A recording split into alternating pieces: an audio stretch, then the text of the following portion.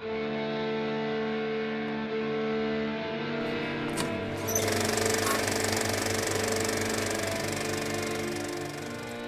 back to Theology 101. My name is Peter Van Cleek.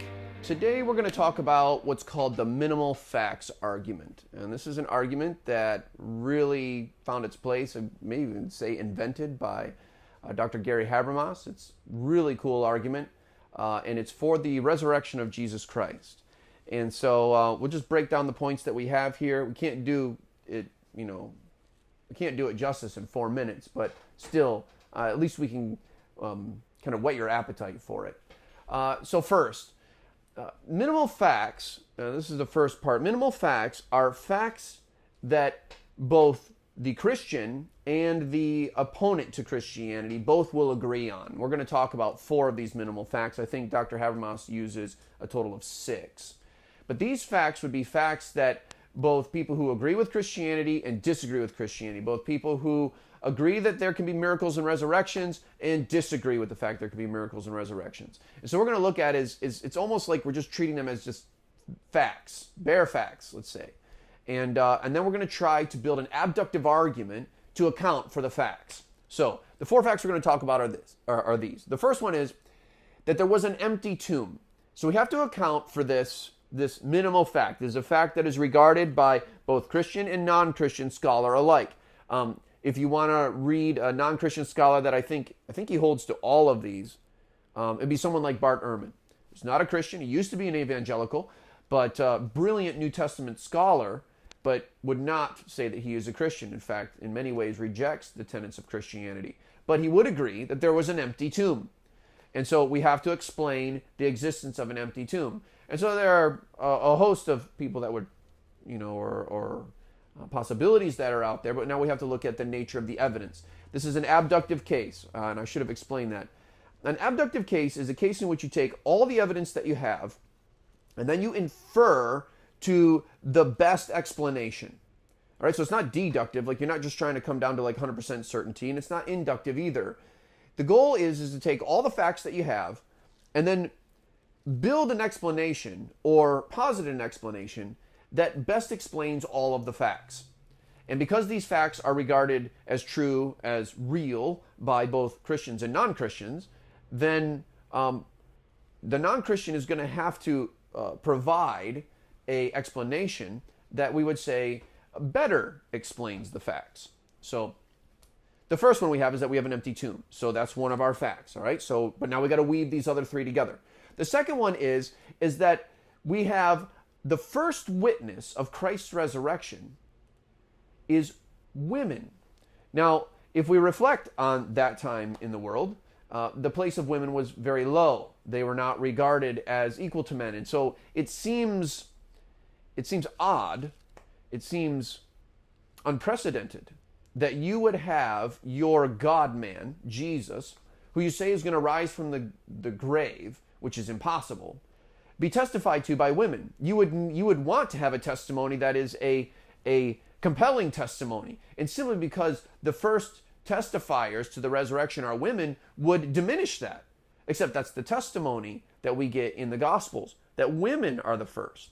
And so we have to account for why, if this was a hoax, if we were making it up, then why would we rely on seemingly, inherently faulty testimony? Because it's women. And so that's the second one. The third one, and I think this one is powerful, is that we have early witnesses, and I don't have time to cover this on the video. Maybe I could do it on something else.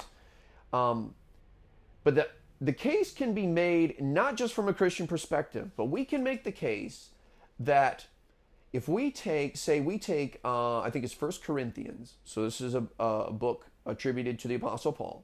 1 Corinthians is, I think, said to be written around 55 AD. Jesus is said to have been crucified and buried around 34 AD, let's say. So we're talking about a span of 22 years, a distance of 22 years between recognized testimony from Paul and the death of Jesus Christ. And in 1 Corinthians, that's where we get scene of the apostles, scene of Peter, scene of the 500, scene of Paul. So, eyewitness testimony 22 years after the burial of Christ. The thing is that When you reflect on the testimony that we have of other people that we're sure existed and performed great feats, they're not even close. 2 points on this. Number one, if it's only 22 years, you could falsify this so fast. The people who say that Jesus rose from the grave, who say that they saw the risen Jesus, are probably still alive. So why don't you go talk to them and then write and confute and refute what they've said? You could do that, but as far as we know, nothing like that exists. The second thing is that, does anybody, and I'll just throw this out here, do you know that the best evidence, the best record that we have for, say, someone like Alexander the Great is 300 years after his death? 300 years. Except very few people have a problem saying, well, yeah, I mean, those are the exploits of Alexander the Great. This is the greatness of his kingdom. These are the people that he conquered. I mean, yeah, there definitely was an Alexander the Great that did these amazing things. Except minimal facts, people who are not Christian but are scholars in the field conclude that yes, we are within 22 years of the death of Jesus, and these people who are that close to the death of Jesus say he rose from the grave. And we have an empty tomb, and we have the initial witness to the resurrection as women, which seems odd. And then the last one is the sudden and sincere conversion of the disciples. The fact is the disciples and many, many others went to their death believing something that was a lie. And we understand that that is not rational.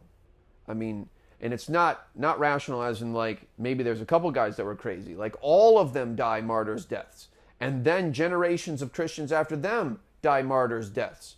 We're saying within, say, 100 years of Jesus' death. So, what best explains these four minimal facts that are received by both Christian and non-Christian alike? And we would conclude that something extraordinary happened. Something that we would say is transcendent. The fact is that we would conclude the abductive case seems reasonable. All right, it seems reasonable to conclude that Jesus rose from the grave. It accounts for the empty tomb. It allows for the women to be at the tomb to account for that. It accounts for the fact that it could have been debunked, but it hasn't been debunked. All right? You could have just produced the body of Jesus, this one, and we all know that he died in a very peculiar way. All right? Scourged, hanged on a cross, beaten, beard torn out, right? He could have at least produced a body, even if it was a fake body, be like it looked like a guy who'd been treated that way. But that doesn't happen. And then the last thing is the people who were devoted to him, we don't usually die for a lie. Once somebody says you're about to give your life for something that's not true, you usually fess up. All right? But that's not what happened.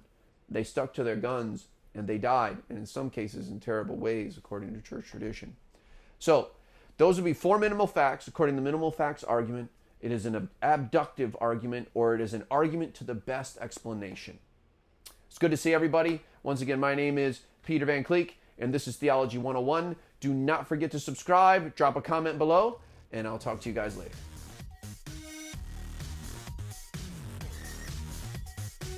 So if you like this video, maybe you'd like some others. Take a look around.